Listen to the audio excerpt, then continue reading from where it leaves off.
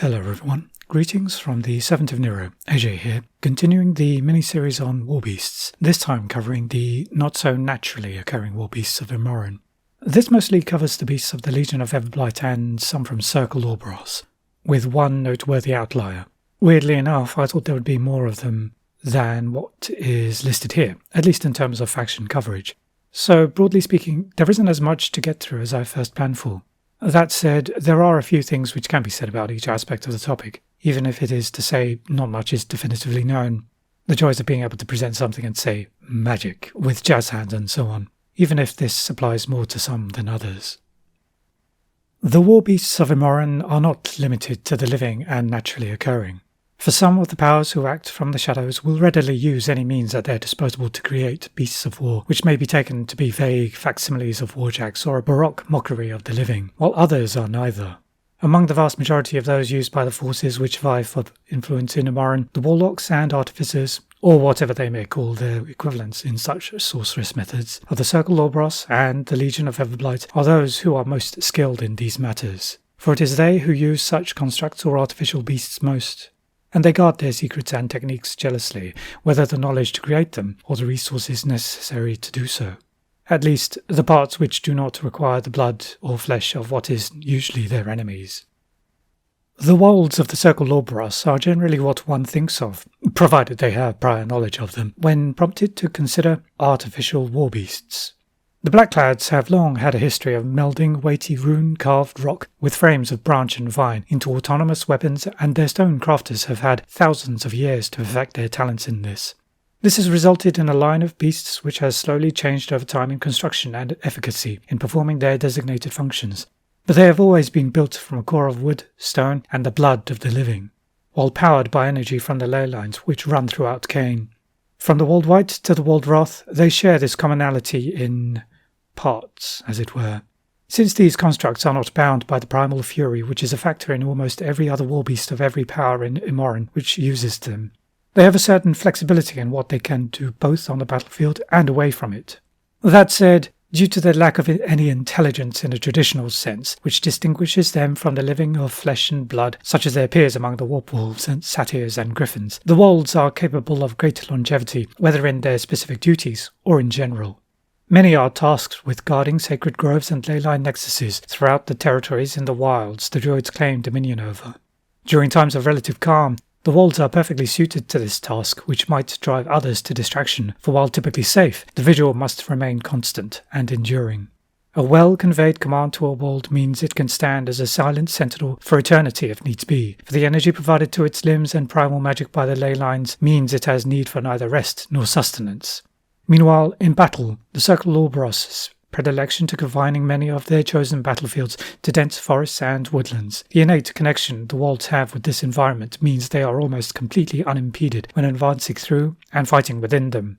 As to their construction, the necessary skills take years of study to master, for they are not only the rituals imbuing the beasts with autonomy to know, but the runes carved into the stone bodies which give them their strength, power and magic. Though one might be inclined to think they are made via some sort of template, this is only true in a broad sense. Rather, they come from traditions of stone shaping, which go back some thousands of years, resulting in many wolds which bear the hallmarks of individual and once renowned Blacklights now long dead, influenced by stone crafters of subsequent generations. Though it may be easy to consider wolds to be broad facsimiles of warjacks or steamjacks, they are very much warbeasts with very little which might suggest anything resembling a cortex or cortex-like aspect of them, whether in construction or behaviour.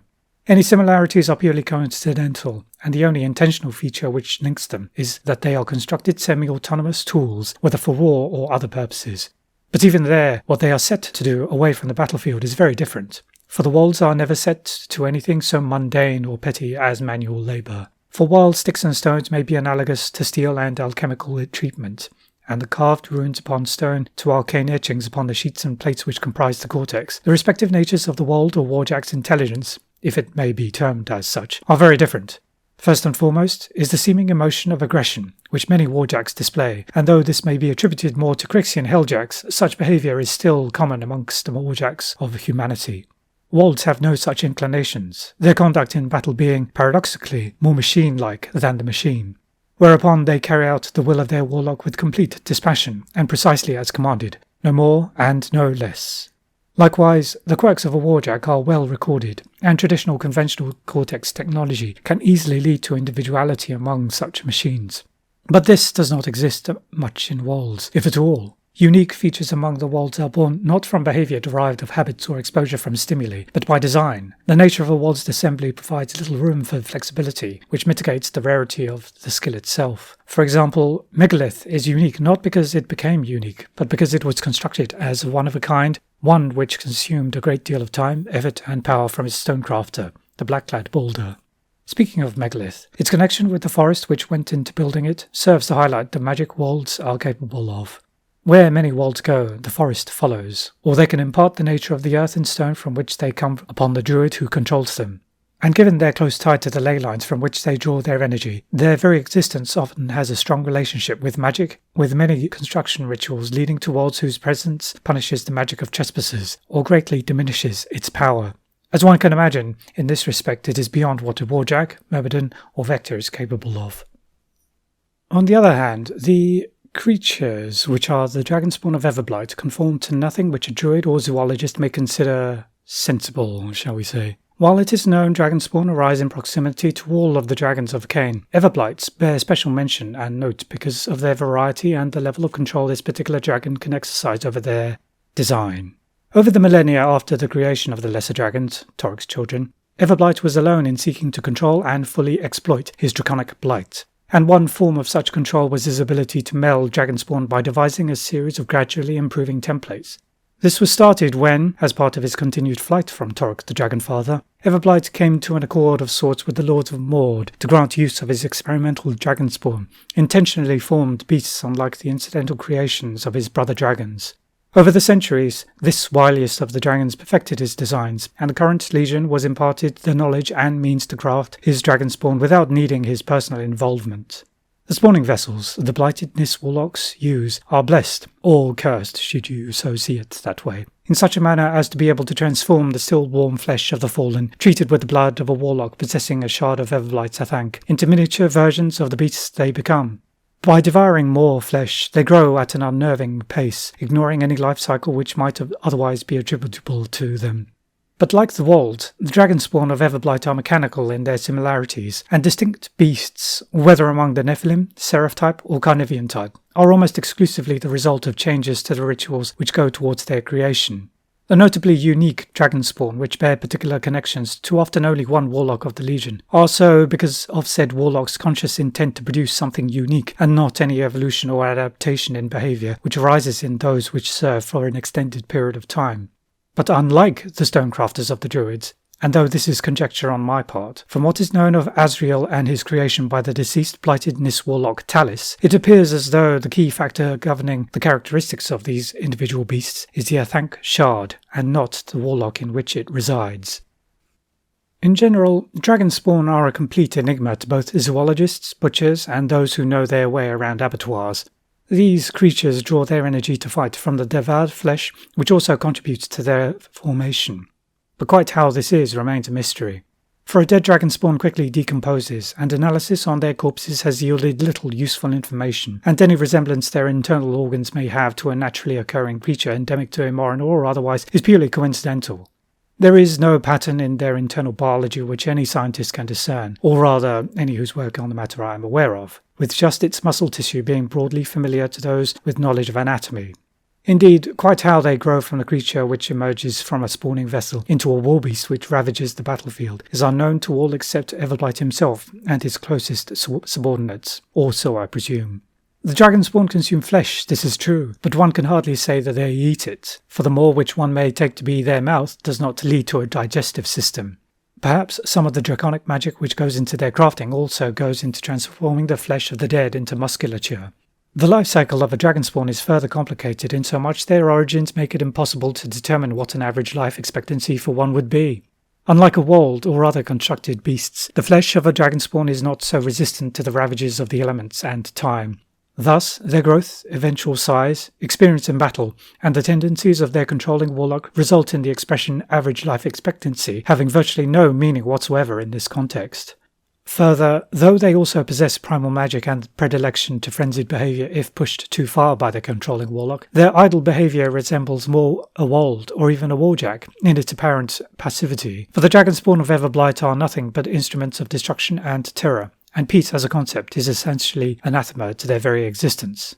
Hence, when not commanded to destroy, they do nothing, and perhaps may be considered as incapable of doing anything we would consider as productive. One beast, which is neither wold nor Dragonspawn, yet must be considered under this category of not a creation of Dunya or any god, is the Bone Swarm. There is little to suggest it shares anything in common with either of these so detailed constructed beasts, for it is built from and maintained by quite different means. Almost exclusive to the use of the Gatorman Bakors and their sometime allies and rivals, the Bogtrogs. The Bone Swarm is, as the name would suggest, crafted from the bones of the dead, who venture haphazardly into the swamps. It is believed they are held together and their existence persists through malice alone, for whatever entity which caused the death of bodies which contribute to the Bone Swarm's form. Thus, the necromancy which gives rise to them separates them from the more intentional approach taken to the construction of wolves and Dragonspawn. Not least because bone swarms can materialize of their own accord without necromantic input, when great atrocity, pain and suffering has taken place where the bones coalesce. Therefore, depending on one's worldview, bone swarms may be variously considered a part of the natural order of Cain, or an aberration against the intended cycle of life and death, even if it may not be the most flagrant instance of this. And because of their appearances around the Blind Water Lake, the Bakors have sought to exploit and dominate them for their own ends, a tool to add to their available weapons and an oftentimes convenient one. At times, even the Scorn have come to control bone swarms, though I suspect the masters of Mortothergy hold no little distaste for them. This concludes a brief summation of what is known and at least widely understood about the beasts of Immoren, which are not born or conceived of the physical realm. However, I realise this neglects the enigma which is the Grymkin, and their so-called nightmares, which prey on those the Defiers deem as deserving of such attention. While the nightmares are without doubt no naturally occurring phenomenon of Cain, Cain perhaps, but definitely not Cain, there are still many questions to be raised about how they come to be, which such individuals as I profess great reluctance in learning more. How and why do they take the form they do? What grants them their material presence on Cain? What are the means by which they are controlled? And so on and so forth. At this point in time, perhaps the most charitable thing I might say about them is that I do not yet wish to say anything about them, given the level of uncertainty which surrounds them. Despite being neither human nor an adherent of the gods of humans, I feel this matters little to the Defier's judgments.